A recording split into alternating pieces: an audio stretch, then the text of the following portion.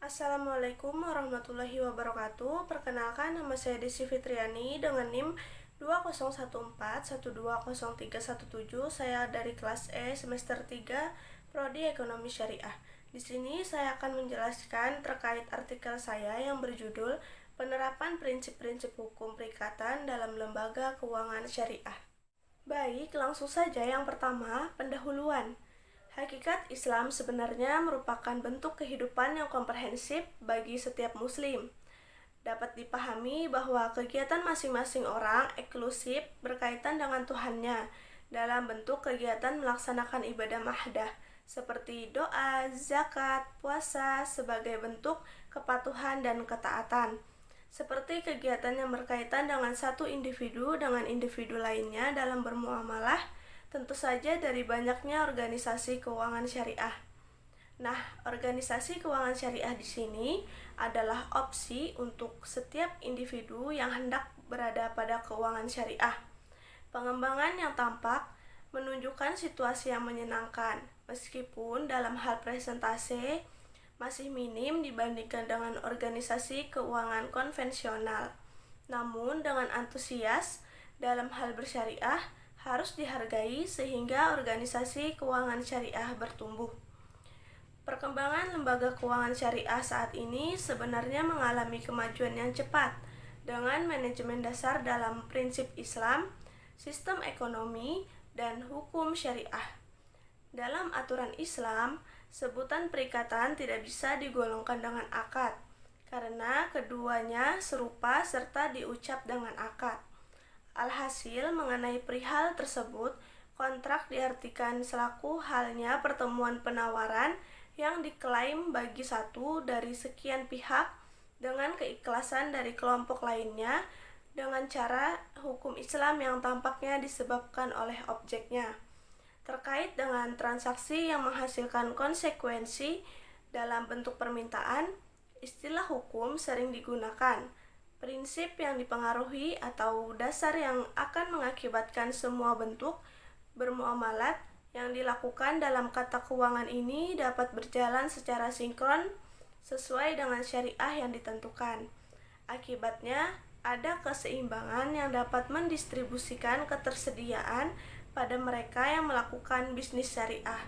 Tujuan dari penulisan ini adalah untuk menjelaskan dasar syariah dalam badan keuangan syariah. Selanjutnya, pembahasan. Pembahasan yang pertama mengenai asas-asas dan ketentuan umum dalam hukum perjanjian. Nah, akad adalah perjanjian tertulis yang memuat ijab atau penawaran dan qabul atau permintaan. Pada dasarnya, prinsip-prinsip akad sebenarnya hampir sama dengan asas hukum perjanjian berdasarkan hukum positif yang diatur dalam Undang-Undang Perdata yang berlaku di Indonesia. Asas-asas umum dalam hukum perikatan. Asas kebebasan kontrak artinya swatantra pihak-pihak atau biasa disebut partai otonomi atau kebebasan membuat kontrak.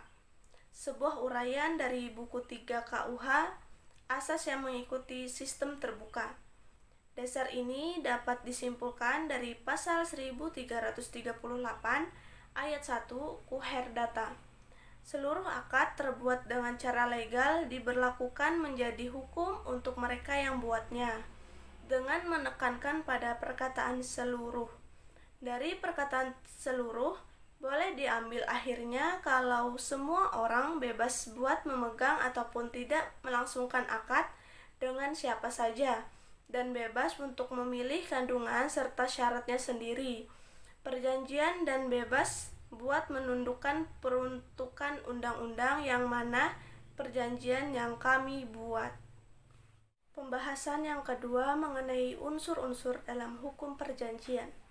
Dalam ajaran ilmu hukum, ada 3 faktor dalam membuat suatu akad, yaitu faktor esensialia, faktor naturalia, dan faktor aksidentalia. Nah, esensialia adalah faktor yang mutlak harus ada pada terbentuknya akad, dan tanpa faktor ini akad tidak bisa terjadi.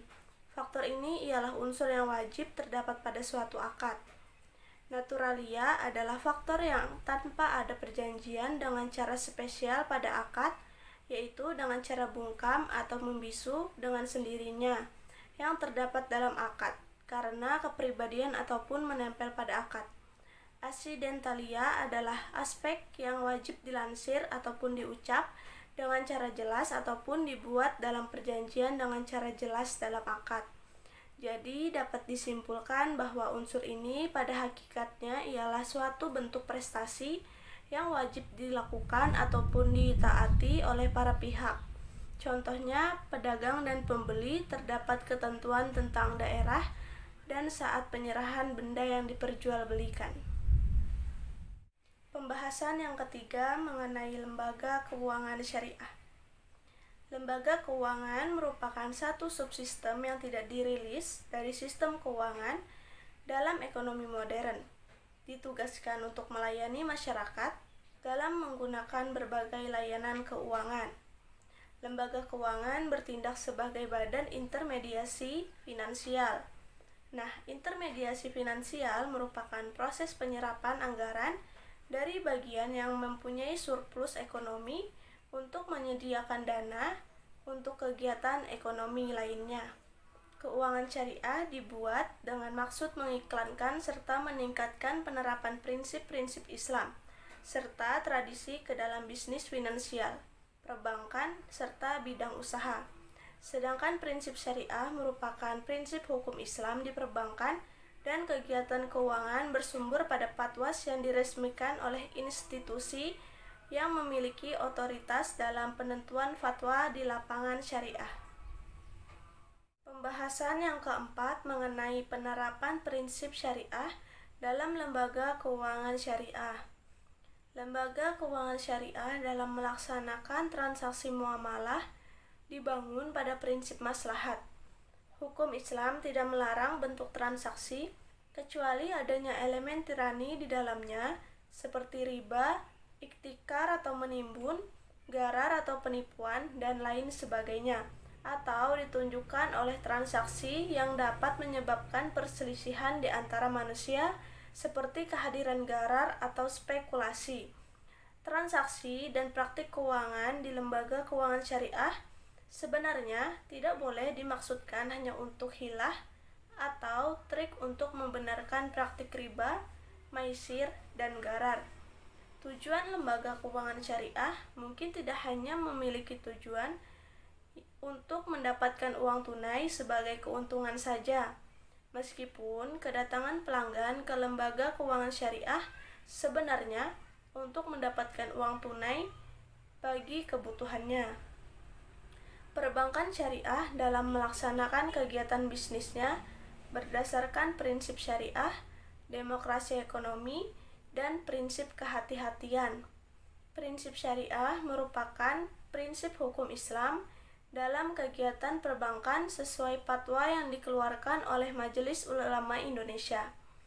Dalam hal ini artinya Dewan Syariah Nasional atau DSN MUI untuk selanjutnya dituangkan dalam peraturan Bank Indonesia. Oleh karena itu, Indonesia menganut sistem hukum dan peraturan keuangan yang tersentralisasi dan terstandarisasi. Dan yang terakhir, kesimpulan. Berdasarkan penjelasan yang sudah saya jelaskan, dapat disimpulkan bahwa dengan semakin banyaknya bisnis di dalam kehidupan masyarakat, dibutuhkan suatu prinsip untuk membuat suatu perjanjian yang bisa dipakai dengan cara yang benar serta memenuhi koridor-koridor hukum. Dalam pembuatan suatu perjanjian, para pihak diharap untuk mencermati sebagian prinsip yang sangat mendasar dalam pembuatan perjanjian tersebut. Penerapan prinsip syariah dalam lembaga keuangan syariah ataupun perbankan syariah merupakan perihal yang sangat urgent. Untuk menggapai situasi penerapan syariah itu, dilahirkan bentuk pengawasan ataupun pelaksanaannya yang dipandu oleh Fatwa Dewan Syariah Nasional. Hukum ataupun peraturan lain sudah mensupport beberapa dari tujuan tersebut, tetapi sering terdapat regulasi. Masih ada ketidaksesuaian praktik perbankan ataupun lembaga keuangan syariah yang tidak sesuai fatwa DSN ataupun tidak sesuai syariah serta perlu untuk dibenahi. Ada lembaga keuangan syariah yang melaksanakan hilah atau trik untuk mengambil riba. Sekian penjelasan saya mengenai penerapan prinsip-prinsip syariah dalam lembaga keuangan syariah. Mohon maaf jika ada kesalahan yang disengaja ataupun tidak disengaja. Sekian, terima kasih. Wassalamualaikum warahmatullahi wabarakatuh.